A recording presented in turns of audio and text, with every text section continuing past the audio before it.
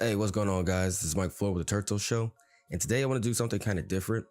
I've been wanting to do some type of weekly news wrap up of all the different news and rumors that come out about the Alliance of American Football and the XFL.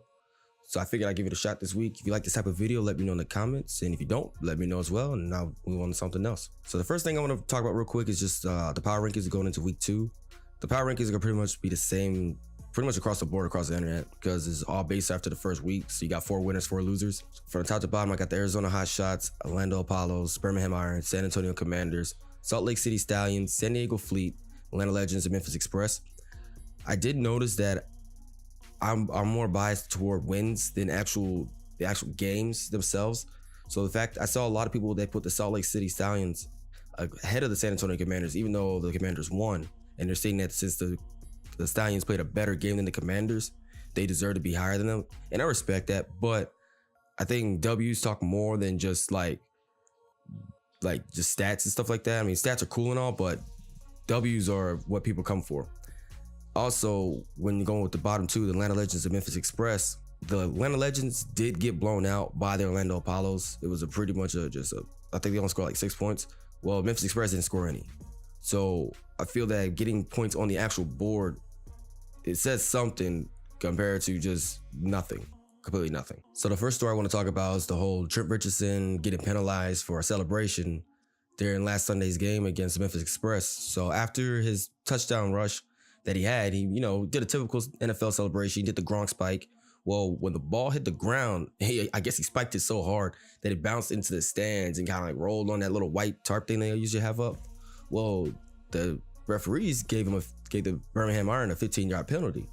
This, of course, got the entire Twitterverse, entire social media verse just going up in arms, talking about how can you fine these guys 15 yards, which is pretty excessive for a celebration. I mean, of course, this guy's gonna be super happy. He just scored again. It's been a while since he's done it. Well, it turns out there's an actual good reason why the Lions actually had a type of rule on the books for this. The footballs themselves and the shoulder pads and all the gear that they all have these little tracking RFID chips on them. So these chips are feeding information into their command center to where they can pump that information into the app. So that way they can have that live, little football people moving around on the app. If you haven't seen it, it's pretty cool. To where you can actually pick the plays ahead of time and you can see what the players are doing. So you don't actually have to be watching the game. You can be watching the game if you want to. But if you was like me, just, riding in a car, not really good access to see the game at the time, I was just able to play around with it just to choose the plays, and you can actually see them moving around. It's pretty cool, legit looking. Well, they put the rule on the books. They don't want people just throwing the balls into the stands because those balls are expensive. So the referees, knowing this rule, they penalized the Birmingham Iron for the ball going to the stands. Well, turns out Mike Pierre and the Sky Judge called down later stating that Trent Richardson should not have been penalized because it wasn't really his fault that the ball went to the stands. He spiked the ball, but when he spiked the ball, it inadvertently went to the stands. Therefore, it just should have been, whatever. But they let the call stand, and then it sends a message like, hey, just don't throw the ball into the stands. So I don't think, even if it really didn't change anything. I mean, the Iron were winning at that time. But it is pretty interesting that they're so adamant about, hey, don't give this ball out. I mean, they're expensive. I mean, it's a fledgling league. I mean, they don't have money just to be thrown around. So it does make a lot of sense to me. Also, I hope this gets out so all these people on Twitter just bashing the AAF about, oh, you're killing the people's celebrations. That's what we want to see. It's like, nah, fam. They're letting these guys celebrate, because I saw some crazy celebrations in that Hot Shots game. But they just don't want their gear just being thrown around for no reason. The second story is the whole Tim Tebow and Coach Steve Spurrier coming, and possibly Tim Tebow coming down to the Orlando Apollos. Well, it turns out on Yahoo, they actually had an article about this, how Steve Spurrier, when he first got the team back in June of last year, he actually reached out to Tebow to see if he wanted to come play. Well, turns out Tebow was like, nah, he'd rather focus on his baseball career because he actually had a possibility of going up to the majors. Spurrier was quoted stating that, I don't blame Tim. Tim's got a chance to go to Major League Baseball. I think Tim's probably heading into baseball direction.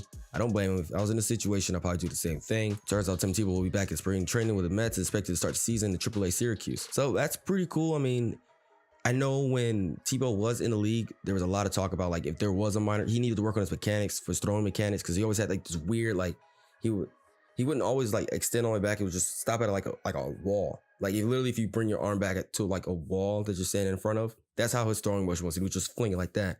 So they were saying like, hey, if he had like a minor league or like a went into the CFL, he could have worked on that throwing mechanic and been a better pro quarterback. Even though he did lead a Broncos team against the Pittsburgh Steelers and actually won a playoff game, which is pretty hilarious to me. But I mean, it is still pretty cool that they reached out to him. And then Tebow, we all know once he's set on something, like I remember when he was coming out of college, they tried to do the same thing that they tried to do to Lamar Jackson for the Baltimore Ravens, where they wanted him to change position. Now I know there's players that do change positions all the time just to get into the league, but Tebow was like, no, I'm a quarterback. I've been playing quarterback my entire life. I want to be a quarterback. If I can't make it as a quarterback, so be it. And I can respect that. I can respect that. Now that he has this opportunity with baseball, because it seems like he's pretty good at it too, I guess he's going to give that a go. And the third thing is not really a story. It's more like a pretty cool thing that I've started noticing on social media, that the defensive units for each team, well, 2 teams in particular, are getting pretty cool nicknames. For the San Antonio Commanders, their secondary, they're calling it Area 51. And when they ask several players why they're calling it Area 51, they're saying, well, nobody wants to be there. So it's pretty funny because they did have 3 picks against the San Diego Fleet. So we'll see if that nickname stands up when Orlando Apollo's coming to town this upcoming Sunday. And if old dude doesn't throw like 1,000 touchdowns on him, but if they can hold up, I mean, that's a pretty cool nickname. The one that I really like though is for the Birmingham Iron. They call it the Iron Curtain, which is a play on the steel curtain from the Pittsburgh Steelers defense back in the day. I think this is a way better because, Baltimore Iron defense had, I want to say, look at my notes real quick, DeMarcus Gates, he had 11 total tackles, including 2 forced fumbles and a tackle for a loss. The defensive end, Anthony Johnson, was a force outside with 6 total tackles, including 2 quarterback hits and 1 tackle for a loss. Then the only weakness that team really had was their secondary. They did give up some big plays that made it look like Christian Hackenberg was actually going to win a game for once. But I mean, that defensive line, it's pretty stout. I mean, they were coming after him over and over again. The Memphis Express could not get the run game going.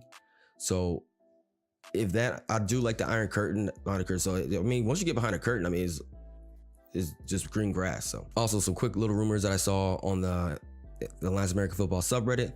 The AAF is reportedly looking for 4 expansion teams for next season. This is merely just an internet rumor at the moment, but I was just sitting there thinking about it, like it would be kind of cool to see, because right now the furthest north team is the Salt Lake City Stallions. And there's a lot of, fans that I've seen noticing that talk about it, like, hey, I live in Canada or I live in upstate New York or Pittsburgh. We really love a team.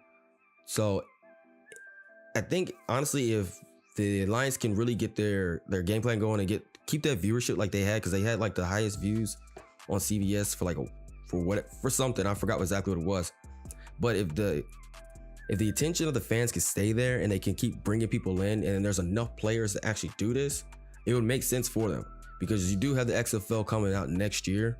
And then, I mean, there's gonna be a giant pool of players to pull from. And like, you got Luis Perez, he was playing, I want to say, a D3 school, and he's amazing. He's balling out. So there's talent everywhere. So it's just they just don't need straight up NFL talent. You can get talent from anywhere. It's just getting the right coaching in there to get that talent to actually show up. So if they can get some good coaches in some good cities, because I'm thinking like maybe like Portland. I mean, Portland can use a team. I mean, they finally put a team in Salt Lake, so that was pretty cool. So maybe like one of those Midwest states. I mean, maybe like because I don't know, maybe like an Idaho. I mean, because you got the college teams out in Iowa and stuff like that in that general area. But I think in that part of the country, football is a pretty big thing. So I think maybe it won't be the best living for some of the guys that might be used to the city. But I mean, for football training, I mean, just straight up football, and they want to get fans and butts in the seats, it might work out, especially in the spring, because there's no college ball yet. There's no high school ball. I would say like an Idaho, maybe. I don't say North Dakota. I don't think they will be able to sustain it out there. And then maybe like a Virginia. Probably, yeah, I'll put one in Virginia. If me personally, I'll put one in Virginia. And then the further north, I would maybe look like a Delaware or something like that. So you get those New England fans and everybody in there. It makes sense. I hope they do it. And also there will be an AMA with Michael Waddell, the president of the Orlando Apollos, on Monday, February 18th, 1 p.m. to 2 p.m. Mountain Standard Time on the Lions American Football subreddit. What's pretty cool about this is he's actually an honorary moderator on that subreddit. So, I mean, if you want to get some questions, they're pretty open on that subreddit. So if you want to get some questions and answers, I'll just head in there. On the XFL side, there's one big rumor that's going around. It's about 2 coaches that are possibly about to be hired. So with Bob Stoops being hired on as the first big name coach, well, it's a super big name coach for the Dallas team that's for the XFL, 2 different coaches have popped up as being reportedly looked at. Right now, you got Pep Hamilton and Jim Haslett being touted as the next guys to be hired on. Pep Hamilton was working as the assistant head coach for the Michigan Wolverines, and recently just like, I don't think he was fired, but just recently just left that job and is reportedly taking the Washington, D.C. team for the XFL. Jim Haslett, he was a former head coach for the New Orleans Saints at 2000 to 05, and he's working most recently as a linebacker coach for the Cincinnati Bengals.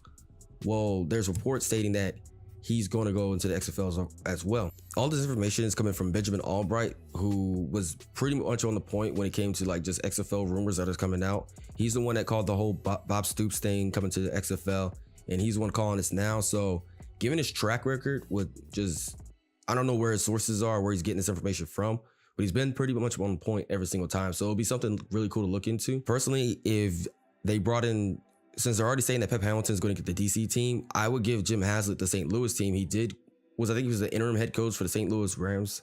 I forgot what years, but I think he was there for a little while, so he knows that area. But they also got John Fox and Jim Caldwell coming over to consult the XFL, which is super boring. But I mean, you got a defensive-minded coach, you got an offensive-minded coach, so they will be able to kind of help steer the XFL in a certain direction. I mean, especially with them be able to sit back and watch how the Alliance of American Football kind of get started this year, and they can see what things that the AAF kind of failed on, like kind of like the audio glitches that they had in week 1, and just like everybody maybe like knowing that, hey, these guys only had a 30-day training camp, maybe we should have like a 3-month training camp. We should maybe have our draft pretty soon. Maybe we should release the players, not the players, but the head coaches and maybe the team names, like so that the fans can start getting excited about it. Because right now, if you go to the XFL website, it's just basically like, here's a city, here's a city, here's a city, here's all 8 cities. Reserve your tickets now. I'm like, I'm not gonna reserve crap if I don't know who's coaching there. Maybe for the Dallas team, I might, get the first game tickets because I know Bob Stoops is gonna be there, but I don't know what kind of players he's gonna have. I mean, I know he can recruit, but I'm not gonna buy season tickets for nothing. That makes no sense. So the last thing I want to cover is my picks for week 2. The first game is the Salt Lake City Stallions at the Birmingham Iron. I'm actually gonna pick the Birmingham Iron on this one. I like Luis Perez. I like how he's balling out right now. I do think that the run game for the Birmingham Iron is slowly picking up. And I just think that defense is going to be a little bit too much for the Salt Lake. I mean, I saw what the Hot Shots was able to do to him. So I think Tim Lewis, the head coach, is going to have a pretty good game plan against them. And like I said, I think the Iron is just a quieter version of the Hot Shots. They're not as flashy. They're just like blue collar, straight up, pounded straight down the middle. Speaking of the Arizona Hot Shots, you got the Arizona Hot Shots traveling all the way to Memphis to play the Express. I don't think that if the Express couldn't put points up on the Iron, and they couldn't stop what the Iron were doing, I don't think they're going to be able to stop Wolford and those boys coming out of Arizona. That might be bad. Orlando at San Antonio. I'm actually going to go to this game. This is the game I probably could pay the most attention to because the Orlando Apollos, like I said in the beginning of the video, just monkey stomped all over the Atlanta Legends. So they really didn't have any like tough competition that in week 1. San Antonio did end up eking by getting a victory over the San Diego Fleet, but it was their defense that stepped up and not really the quarterback play from Woodside. So I want to see if Orlando is really legit when they come against a good defense like the San Antonio Commanders, and see if that Area 51 defense, the secondary for the Commanders, is going to hold up. But I do think the San Antonio defense will kind of win this game for them. So I'm going to take the San Antonio Commanders as an upset over the Orlando Apollos. Atlanta at San Diego. Personally, I don't think it matters what the Legends do at this moment. I don't think they're ready. I think San Diego's defense is actually pretty decent. They played decent in week 1. So I think they'll get San Diego to win. That's going to wrap it up for this video. If you like this type of video and if you want me to continue doing like a weekly review kind of stuff, like gathering all the rumors and the news, just let me know in the comments. If you like this video, hit like, subscribe, share, and I'll catch you next week.